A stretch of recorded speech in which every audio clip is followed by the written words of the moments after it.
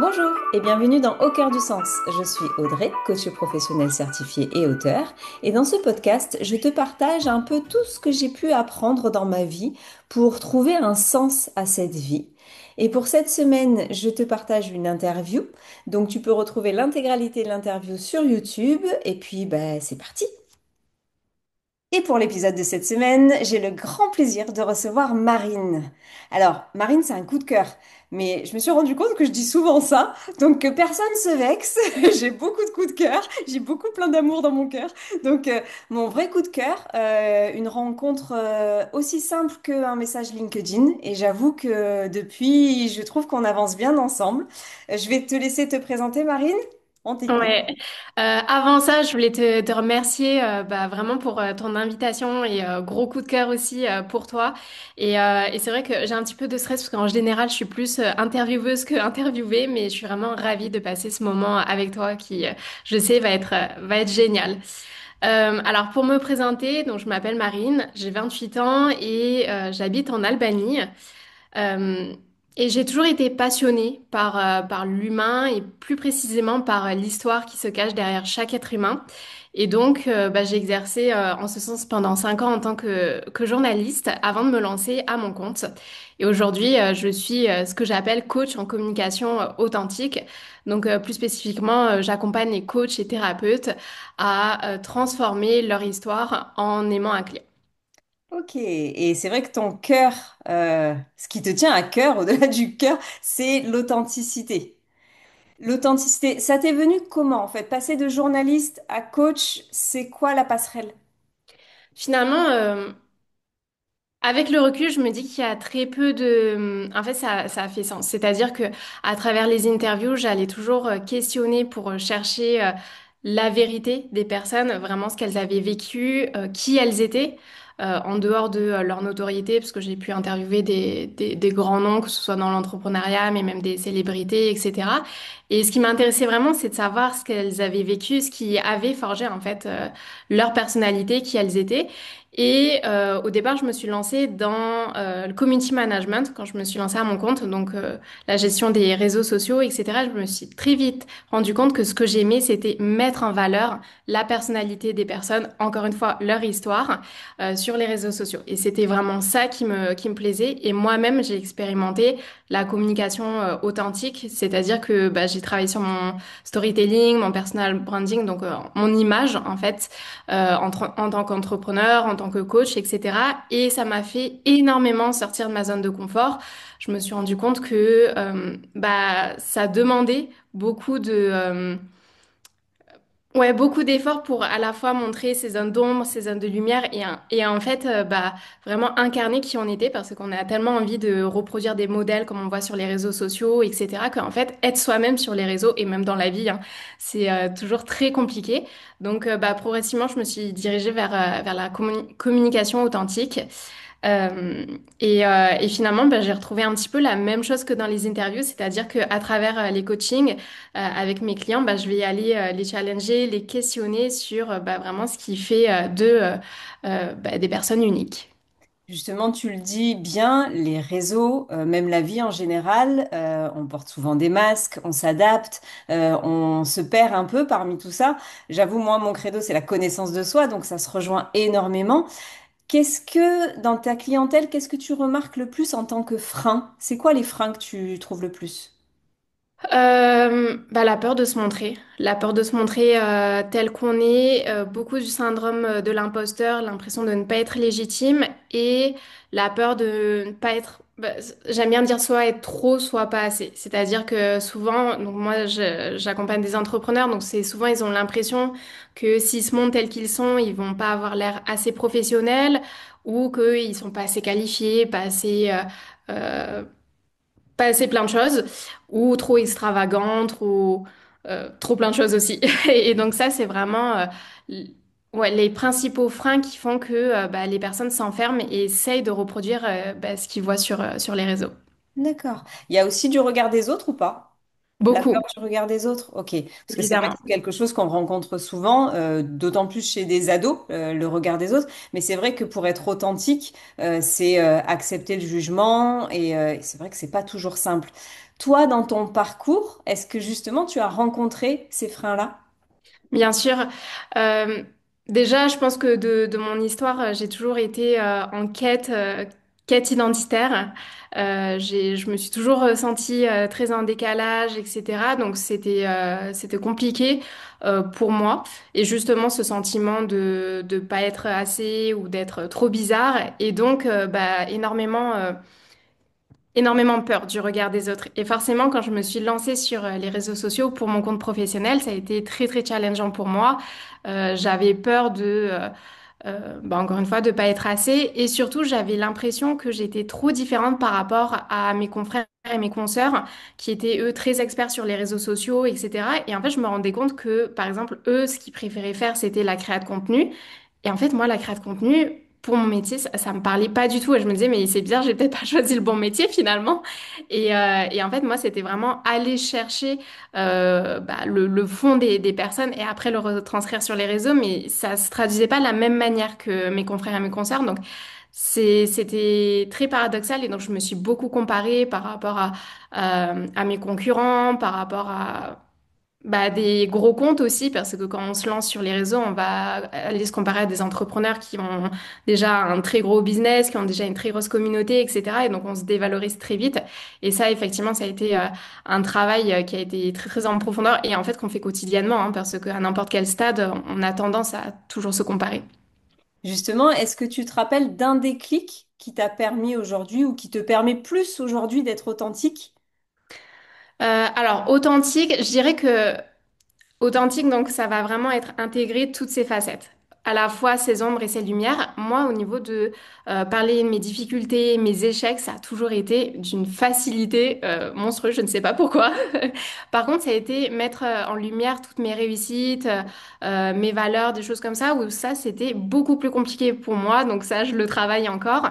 Et c'est vraiment trouver ce juste équilibre. J'ai pas eu de vraiment déclic, je dirais. C'est un travail au fur et à mesure qu'on fait qui évolue aussi parce que notre authenticité évolue. Elle n'est pas ce qu'elle était il y a 10 ans ou un mois et elle est en constante évolution donc ça nous challenge en permanence. D'accord. Et est-ce qu'il y a une rencontre qui t'a particulièrement marqué? Oula, à quel niveau? Au niveau authenticité et justement est-ce que dans les grands comptes que tu as pu suivre, à un moment tu t'es dit ou c'est vraiment venu de toi et de dire bah vas-y, on y va et on verra ce que ça donne. Je pense que ça a été assez instinctif. Je dirais que j'ai eu une rencontre qui a influencé un petit peu ce que je fais aujourd'hui. Quand j'étais journaliste, j'ai rencontré une coach en hypersensibilité qui, à la fin de l'interview, m'a dit, mais j'ai l'impression que toi aussi, tu es une hypersensible, en fait. Et ça m'a beaucoup aidé par la suite, même dans mon fonctionnement en tant que journaliste et ensuite en tant que coach. Et quand j'ai commencé à expérimenter le storytelling, donc l'art de raconter une histoire, où j'ai commencé à me mettre en valeur sur les réseaux sociaux, ça m'a beaucoup marqué de comprendre qu'est-ce que c'était que l'hypersensibilité, pourquoi je pouvais réagir d'une façon ou d'une autre. Et donc de mettre en valeur aussi ce côté très sensible que j'avais, parfois hyper émotive, parfois vraiment ces montagnes russes émotionnelles que je pouvais ressentir. Et donc je me suis dit, bah, finalement, je suis peut-être pas un extraterrestre. Et donc ça m'a aidé à d'abord mettre ça en lumière. D'accord. Ça t'a permis de te revenir à toi en fait et de voir qui tu étais. Ok. C'est ça. Et dans tes accompagnements, qu'est-ce qui te nourrit le plus, si je peux dire? Ça fait un peu bizarre, mais qu'est-ce qui t'apporte le plus et comment ça se fait que là, tu as l'air de t'épanouir et je pense que tu t'épanouis aujourd'hui dans ce que tu fais. C'est quoi le petit truc? Incontestablement, c'est de voir la transformation des personnes qui pensent être des personnes lambda, des personnes qui n'ont rien à raconter, etc. Et qu'elles se rendent compte qu'en fait, elles sont vraiment uniques, elles ont une histoire à raconter, une voix à faire porter. Et du coup, de les voir prendre confiance en elles, etc., je trouve ça très, très beau. Et finalement, de s'incarner pleinement, incarner leur lumière. C'est ouais, c'est vraiment ce qui me nourrit le plus. Et ta quête identitaire, justement, aujourd'hui, tu dirais que c'est bon, tu sais qui tu es? Très bonne question. Je pense que ça sera la quête de toute une vie, honnêtement. Euh, il y a quelque temps, je t'aurais dit oui, oui, ça va mieux, etc. Et je me suis rendu compte que, donc moi, j'ai été adoptée. Ce qui fait aussi que je me suis beaucoup cherchée, j'ai eu beaucoup de questions sans réponse jusqu'à ce que je rencontre ma mère biologique à mes 10 ans. Et donc, je pensais que après cette rencontre-là, c'était terminé, j'avais toutes les réponses à mes questions et donc je pouvais me construire. Et effectivement, j'ai réussi à savoir un peu plus qui j'étais. Et en fait, en rentrant dans l'entrepreneuriat, eh ben, je me suis retrouvée à rouvrir les vannes, hein, clairement. Et je me suis rendu compte que c'était pas du tout réglé. Donc là, j'ai beaucoup travaillé sur mon adoption, etc. Et je me suis rendu compte que, en fait, effectivement, je m'étais construite une image de ce que je pensais être. Et j'ai dû déconstruire tout ça en repartant vraiment de mon histoire. Aujourd'hui, je pense que je me suis un peu plus trouvée, même au niveau professionnel, parce que vu que je suis passée de community manager à coach réseaux sociaux à aujourd'hui vraiment coach, euh, aujourd'hui ça fait vraiment sens. Mais encore une fois, ça risque d'évoluer, etc. Donc je pense que cette quête, elle sera infinie. Alors ça rejoint un peu en termes de questions, la question signature du podcast, en fait, c'est parce que moi, personnellement, je suis encore, même si je trouve petit à petit, mais encore en recherche du sens de cette vie, à quoi ça sert tout ça, qu'est-ce qu'on fait là? Est-ce que toi, tu dirais qu'aujourd'hui, tu as trouvé le sens de ta vie avec ton professionnel et ton personnel? Très bonne question, j'adore. Euh, je dirais en partie. Je pense aller à 80-90%, je dirais oui. Et c'est très très récent parce que même au niveau de ma mission de vie par rapport à mon entreprise, je pense que je l'ai trouvé finalement il y a même quelques semaines. Donc c'est très très récent. Euh, encore une fois, peut-être que ma mission de vie va évoluer, etc. Après, je pense que il y a toujours une certaine facette de moi que j'incarne pas encore totalement, que j'essaye de mettre un peu plus dans mon entreprise, un peu plus aussi de concilier Marine dans la vie perso au pro, parce que finalement, on est qu'une seule et même personne, et surtout quand on fait des métiers qui nous animent comme ça, on n'a pas à séparer, selon moi, ces deux versions. Donc, je pense que j'ai encore du travail à ce niveau-là. Et ouais, je pense que ça sera mon principal travail pour continuer cette quête de sens. Du coup, à quoi ça sert? Si tu peux m'aiguiller un peu, à quoi ça sert tout ça? À quoi ça sert tout ce qu'on fait? Pourquoi on se lève le matin? Alors, j'aurai deux réponses. Une tournée vers l'autre. Je pense qu'on a tous un potentiel de contribuer dans ce monde, de pouvoir inspirer, de pouvoir impacter quelqu'un d'autre, tous à notre échelle. Donc je pense que profondément, il faut remettre l'humain au centre de tout et encore plus en ce moment.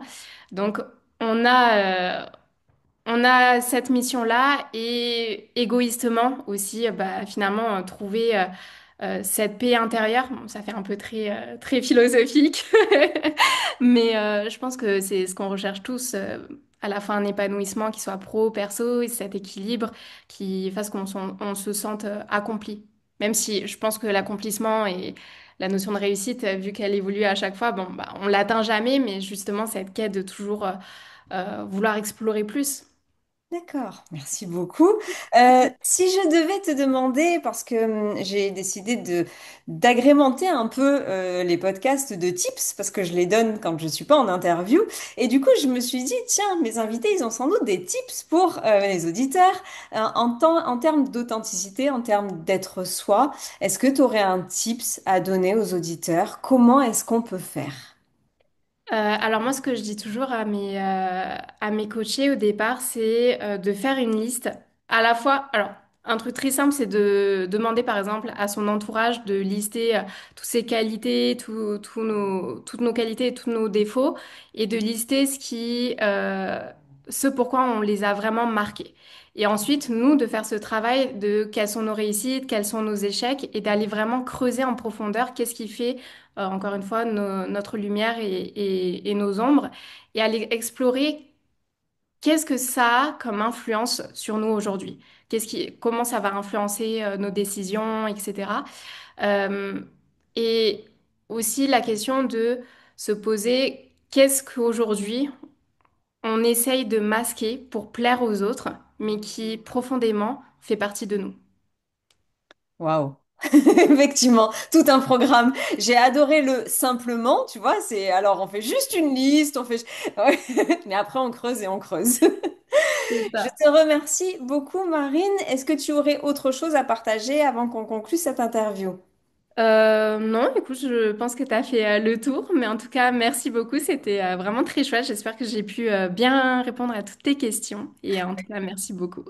C'était parfait, je te remercie beaucoup. Alors pour mes auditeurs, alors je tutoie mon auditeur, je suis assez familière avec lui et elle.